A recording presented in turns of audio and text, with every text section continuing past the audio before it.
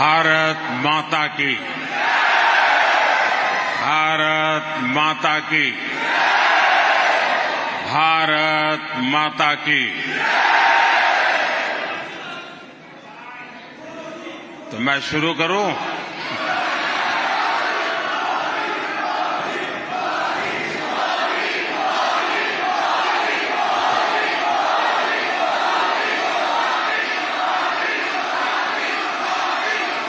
ये इंतजार खत्म भी एक ऐतिहासिक अवसर पर हुआ है। आप में से बहुत लोगों को शायद पता नहीं होगा, भारत और ऑस्ट्रिया अपनी दोस्ती के 75 वर्ष सेलिब्रेट कर रहा है।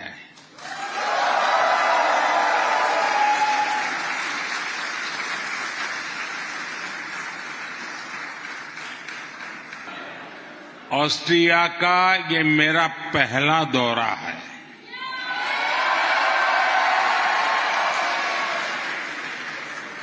जो उत्साह, जो उमंग मैं यहां देख रहा हूं, वो वाकई अद्भुत है। 41 वर्षों के बाद भारत के किसी प्रधानमंत्री का यहां आना हुआ है। भौगोलिक दृष्टि से तो भारत और ऑस्ट्रिया दो अलग अलग छोर पर है, लेकिन हम दोनों के बीच अनेक समानताएं हैं। डेमोक्रेसी हम दोनों देशों को कनेक्ट करती है। लिबर्टी, इक्वालिटी, प्लुरलिज्म और रूल ऑफ लॉ का रिस्पेक्ट, ये हमारी शेयर्ड वैल्यूज है। हम दोनों समाज मल्टीकल्चरल और मल्टीलिंगुअल है। दोनों देश, हमारे समाज में हम दोनों देशों की आदत है डायवर्सिटी को सेलिब्रेट करना, और हमारी इन वैल्यूज को रिफ्लेक्ट करने वाला एक बड़ा माध्यम चुनाव है। ऑस्ट्रिया में कुछ महीनों के बाद चुनाव होने वाला है, जबकि भारत में हमने अभी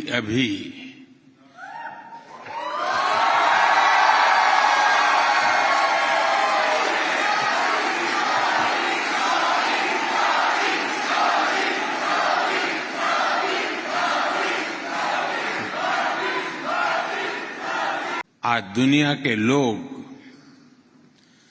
भारत के इलेक्शन के बारे में सुनकर हैरान रह जाते हैं।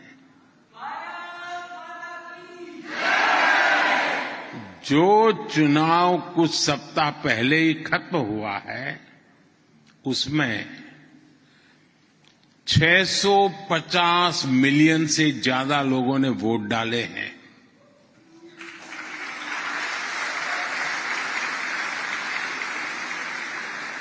मतलब हुआ शायद 65 ऑस्ट्रिया।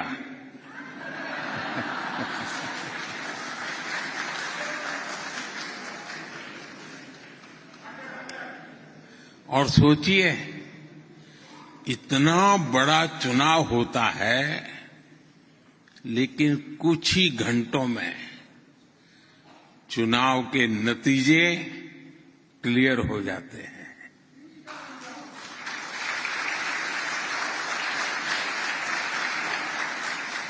ये भारत की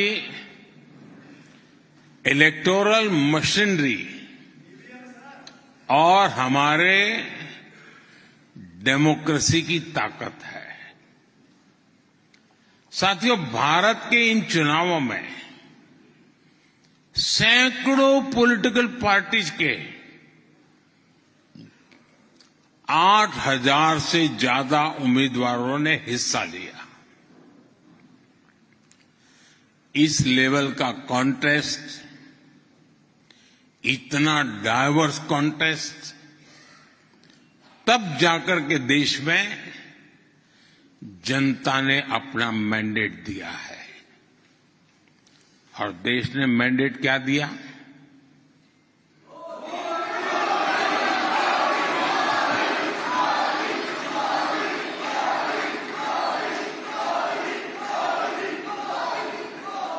साठ साल के बाद एक सरकार को लगातार तीसरी बार सेवा करने का अवसर भारत में मिला है।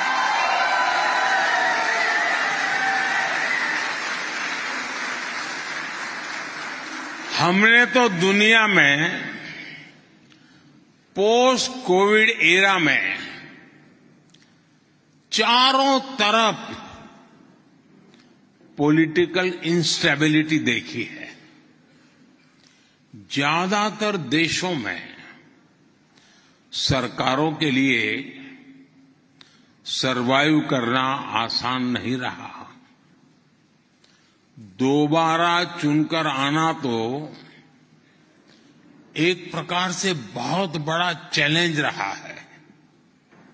ऐसी स्थिति में भारत की जनता ने मुझ पर, मेरी पार्टी पर, एनडीए पर भरोसा किया।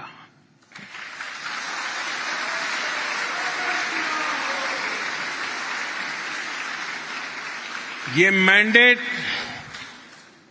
इस बात का भी प्रमाण है कि भारत स्टेबिलिटी चाहता है, भारत कंटिन्यूटी चाहता है।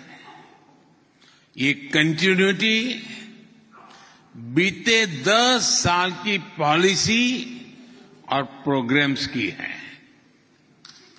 ये कंटिन्यूटी गुड गवर्नेंस की है। ये कंटिन्यूटी बड़े संकल्पों के लिए समर्पित होकर के काम करने की है। फ्रेंड्स, मेरा हमेशा ये मत रहा है कि दो देशों के बीच के रिश्ते सिर्फ सरकारों से नहीं बनते। रिश्तों को मजबूती देने में जन भागीदारी बहुत जरूरी है। इसलिए मैं आप सभी के रोल को इन रिश्तों के लिए बहुत अहम मानता हूं।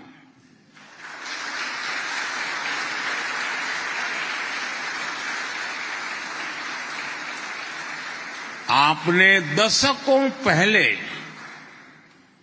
मोसार्ट और स्ट्रूदल्स की धरती को अपना बना लिया, लेकिन मातृभूमि का संगीत और स्वाद आज भी आपके दिल में बसा है।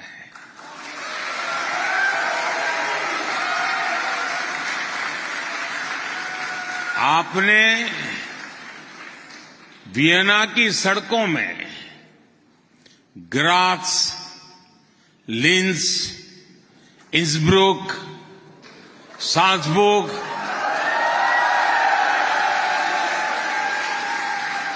और दूसरे शहरों में भारत के रंग भर दिए हैं।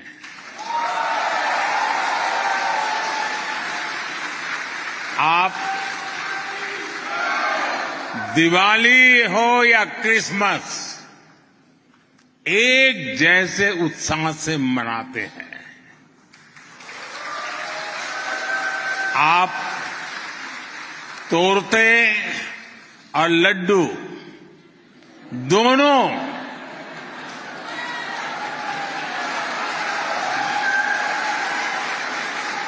बड़े चाव से बनाते भी हैं और खाते भी हैं और खिलाते भी हैं।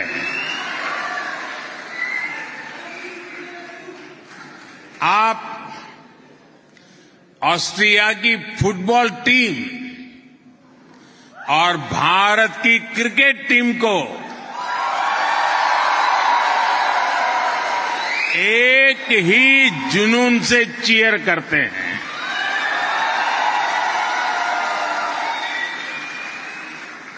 आप यहां की कॉफी को एंजॉय करते हैं, साथ ही भारत के अपने शहर वाली चाय की दुकान को भी याद करते हैं।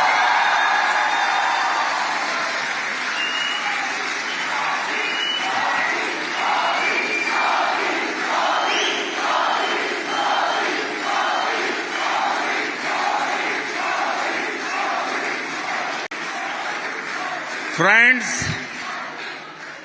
भारत की तरह ही ऑस्ट्रिया का इतिहास और कल्चर भी काफी पुराना है, शानदार रहा है। एक दूसरे के साथ हमारे संपर्क भी ऐतिहासिक रहे हैं और इसका फायदा दोनों देशों को हुआ है। ये फायदा कल्चर में भी हुआ है और कॉमर्स में भी हुआ है। करीब 200 साल पहले ही वियना की यूनिवर्सिटी में संस्कृत की पढ़ाई शुरू हो गई थी।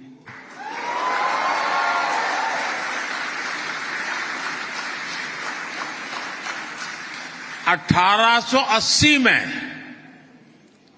1880 में इंडोलॉजी के लिए एक इंडिपेंडेंट चेयर की स्थापना से इसे और ऊंचाई मिली। आज मुझे यहां कुछ जाने माने इंडोलॉजिस्ट से मिलने का अवसर भी मिला।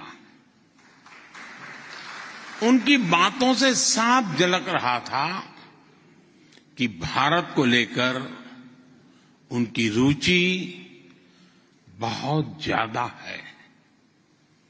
भारत के अनेक महान लोगों ने भी ऑस्ट्रिया से बहुत प्यार पाया है। वियना ने रविंद्रनाथ टैगोर और नेताजी सुभाष जैसे हमारे अनेक महान व्यक्तित्वों की मेजबानी की है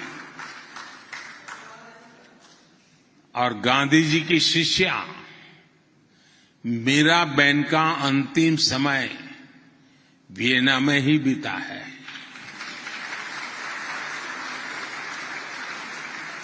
साथियों, हमारा सिर्फ कल्चर और कॉमर्स का रिश्ता ही नहीं है, बल्कि साइंस भी हमें जोड़ती है। बहुत साल पहले वियना यूनिवर्सिटी में हमारे नोबेल पुरस्कार विजेता सर सीवी रमन का लेक्चर हुआ था।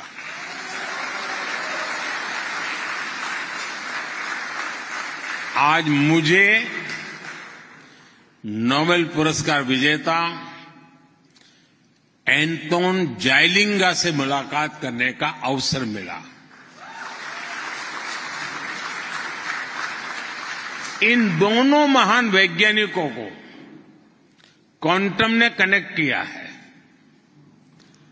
क्वांटम कंप्यूटिंग पर एंटोन जाइलिंगा, उनका काम दुनिया को प्रेरित और प्रोत्साहित करता है। भारत के बारे में पूरी दुनिया में बहुत चर्चा हो रही है।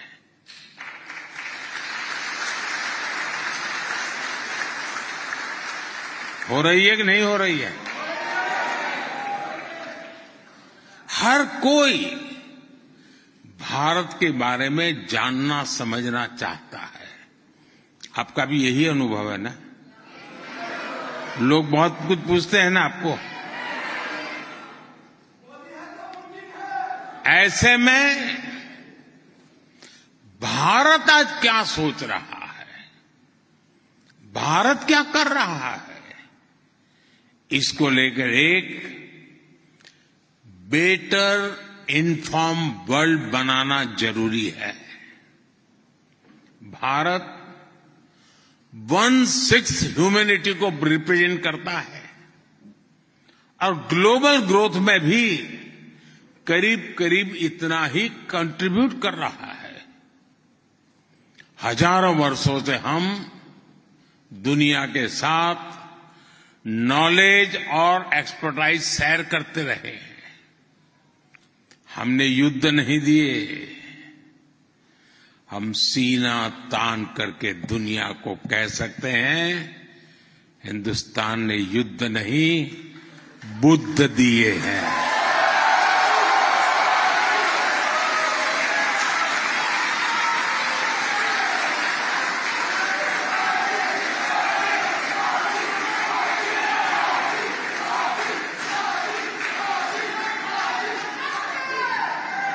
जब मैं बुद्ध की बात करता हूं तो इसका मतलब है कि भारत ने हमेशा पीस और प्रॉस्पेरिटी ही दी है। इसलिए 21वीं सदी की दुनिया में भी भारत अपनी इस भूमिका को सशक्त करने वाला है। आज जब दुनिया भारत को विश्व बंधु के रूप में देखती है तो ये हमारे लिए गर्व की बात है।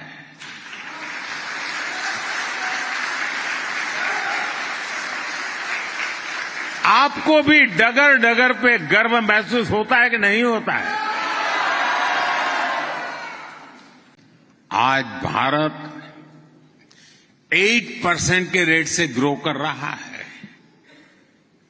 इस स्पीड के साथ क्या होगा मैं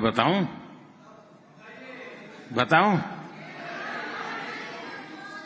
आज हम 5 नंबर पे हैं, हम टॉप 3 में पहुंचेंगे।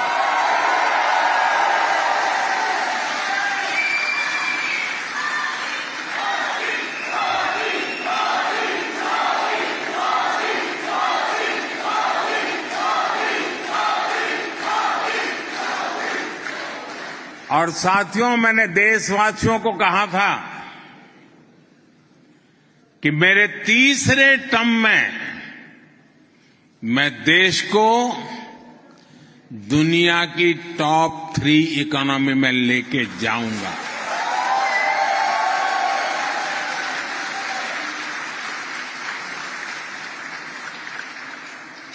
और ये बात मैं आपको बता दूं कि हम सिर्फ टॉप पर पहुंचने के लिए मेहनत नहीं कर रहे हैं। हमारा मिशन 2047 है।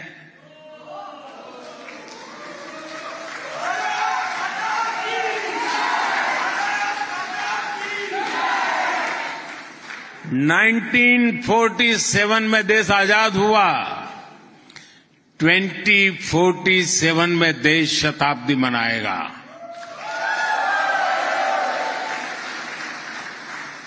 लेकिन वो शताब्दी विकसित भारत की शताब्दी होगी।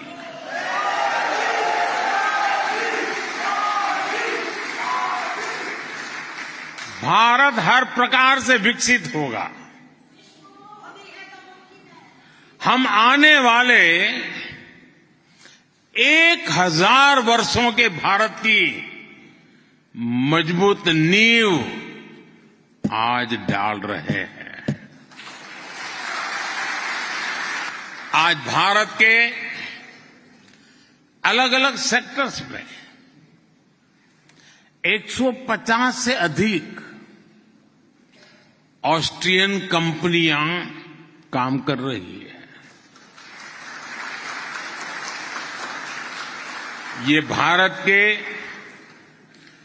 इंफ्रास्ट्रक्चर से जुड़ी एस्पिरेशंस को पूरा करने में मदद कर रही है।